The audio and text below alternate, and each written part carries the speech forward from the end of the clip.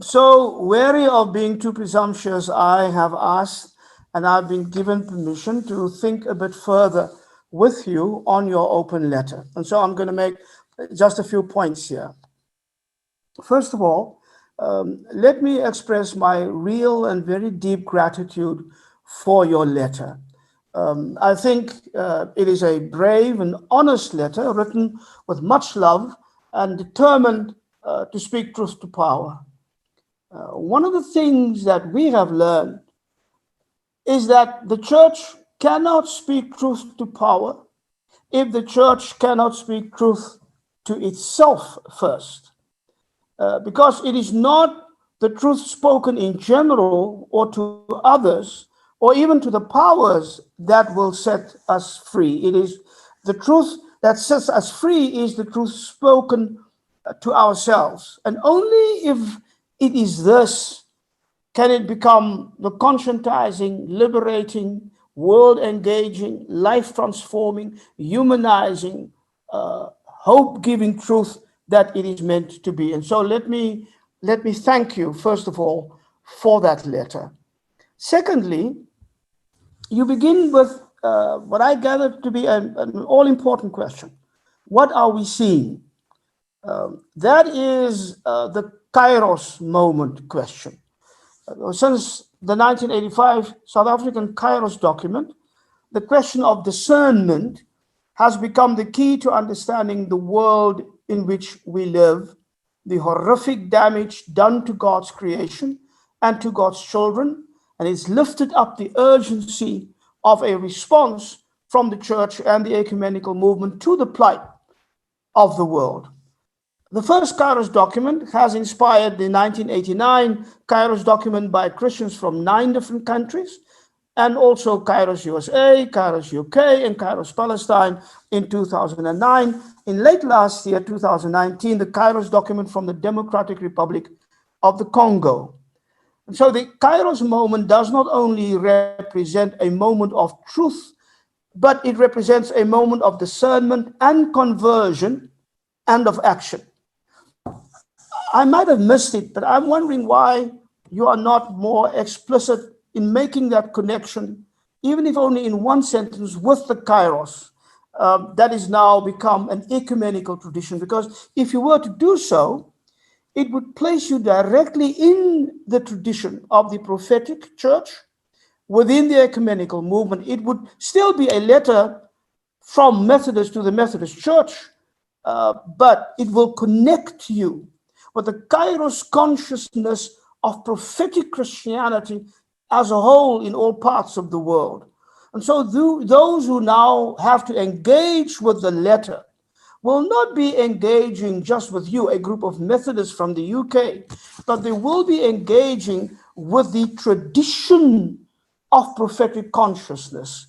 And so we are used to thinking about the ecumenical movement as being run through the channels of the church bureaucracy, the leadership, the general secretaries, and so forth. But it is increasingly becoming clear to us that the ecumenical movement of the future and the future of the ecumenical movement lies in the faith and the work of the oikos, what Philip Potter used to call the house of living stones, the faithful, hopeful, struggling people of God. The third point, I really do love your understanding of justice. And that last sentence that you added to your definition, a total re-evaluation of who and what is most important is pure gold. So thank you for that.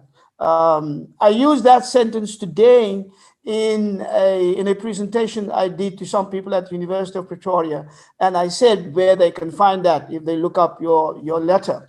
I really am glad that you have gone to some trouble to define what you mean by justice, because like the word reconciliation, the word social justice have been so shamefully abused and manipulated that cynicism has almost completely hollowed them out.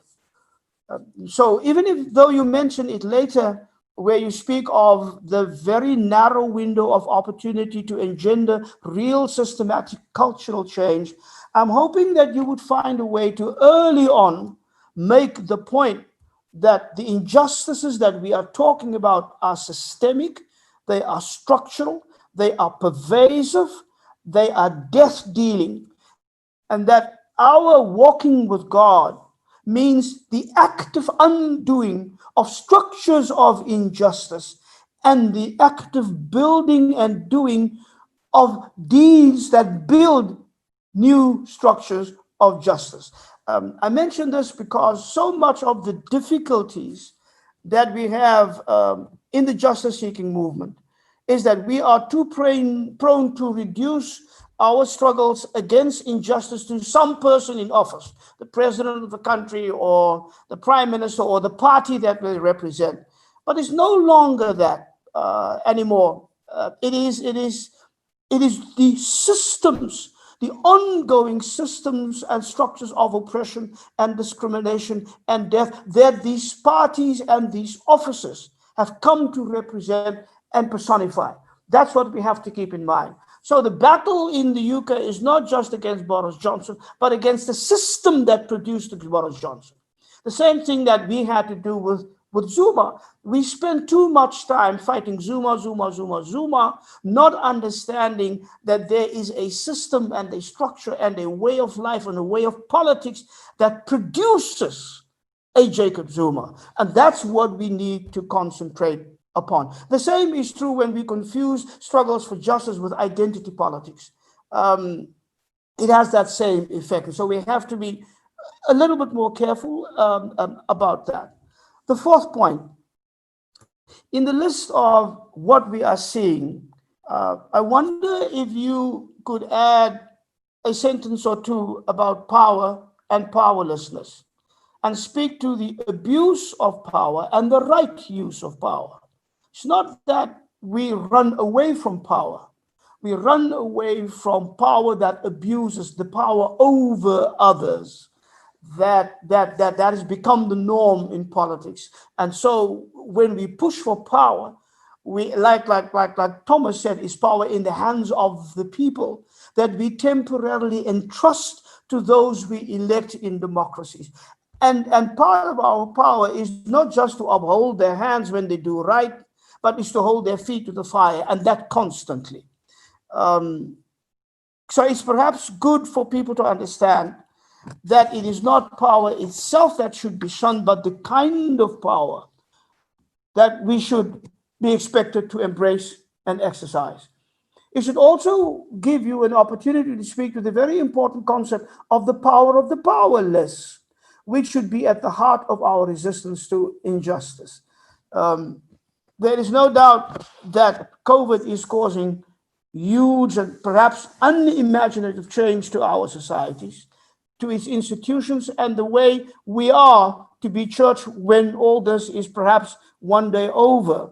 So the question is not whether there is to be change. Change will come, whether we want it or not. The question rather is who will drive it and who will direct it and what kind of power will be in that drive and behind that drive to fill the new content we are all looking for.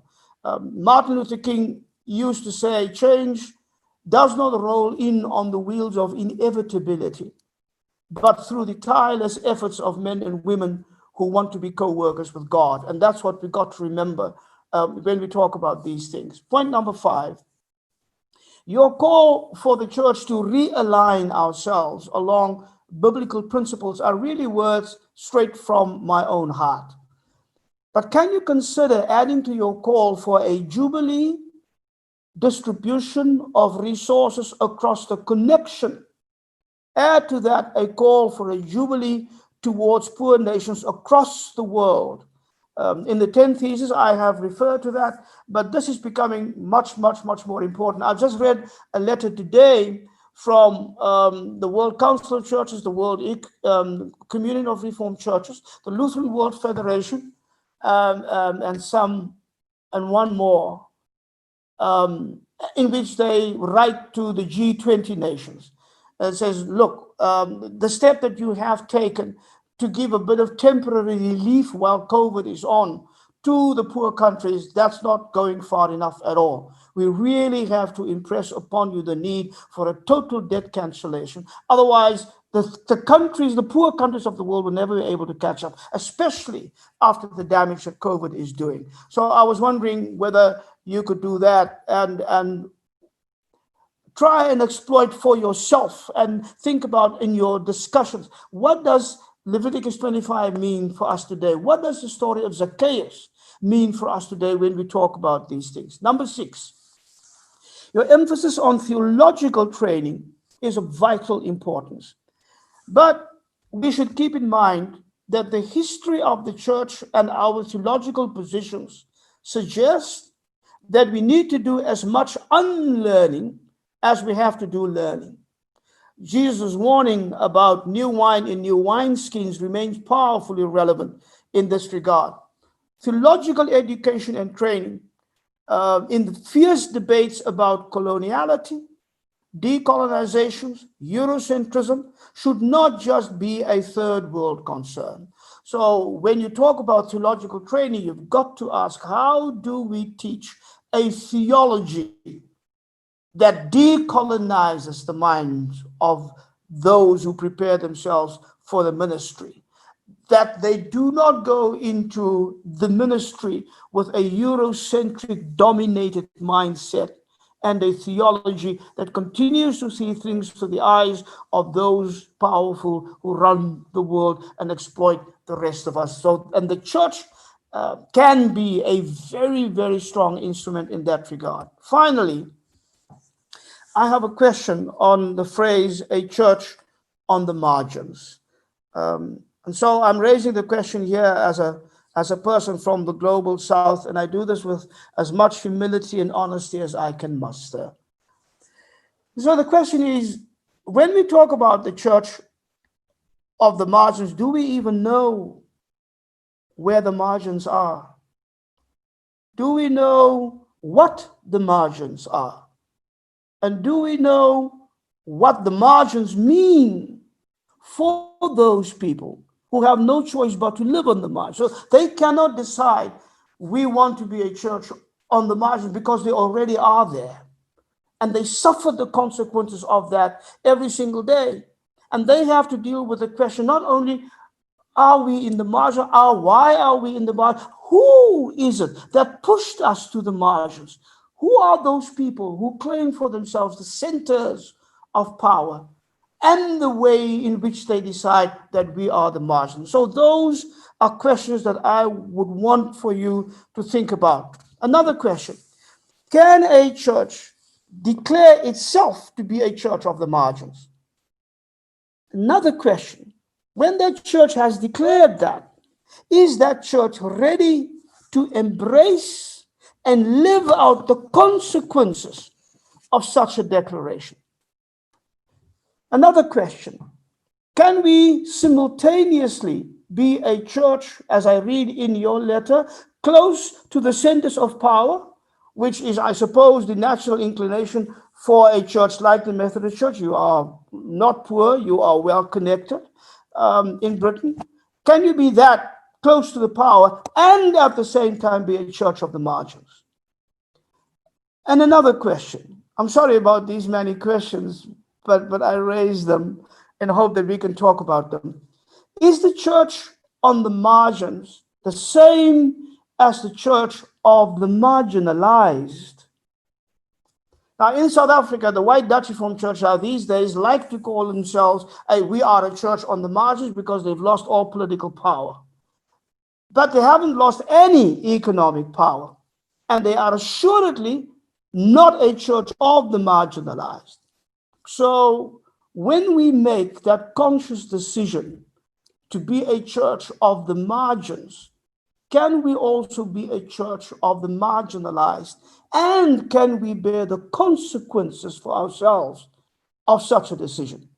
Now, I ask these difficult questions, my brothers and sisters, because of the convictions you express in that open letter and your hope that at the other end of that bridge you envisage a different kind of church, making a different kind of difference in the world. And what you see in that vision is a transformed church that is offering radical transformation to the world. The hope that drives you is the hope that we spoke about earlier. Not that demystification of reality, not that childish mania, but the hope that transforms, the hope that is resilience, and the hope that gives resilience. That hope with the two daughters, anger and courage. But you also say that transformation work that you do is to be Christ-centered, strategic, passionate, truthful, and fearless. In a world, you want to be prophetic. And this is where the power of the powerlessness comes in. And the world must not recognize in us a power that mirrors its own. It must see us in us, it must see in us those same powers that the powerful Herod the Tetrarch saw in the powerless Jesus, and which made him so afraid, as we read in the Gospels. Herod saw in Jesus the powers of the true prophet of God, the perspicuity to discern, the power to confront, the boldness to expose, the courage to hold accountable, the fearlessness to judge between right and wrong, the obedience to challenge, the faithfulness to hold up the difference so that people can see and judge and make the right choices. Now, this transformation and this transformative hope does not come from within ourselves, for we are, as Paul says, but vessels of clay. And therefore, our extraordinary power comes from God. And for that reason, we must reclaim anew for ourselves that stubborn, very first confession of the Christian church, the Lordship of Jesus Christ. The Lordship that is supreme servanthood and that inspires us to sacrificial deeds of love, that gives us courage beyond human imagination. It is a belief that countless Black South Africans, myself included, have taken with us into the streets of protest and confrontation, and into the prison cells and torture chambers, into the face of death, even, that Jesus is Lord. And so it does not matter what happens. Come trial, come tribulation, come shame, come hardship, come torture, come imprisonment, come threat and intimidation, or even death. This remains true. This is what we hold on to. Jesus is Lord.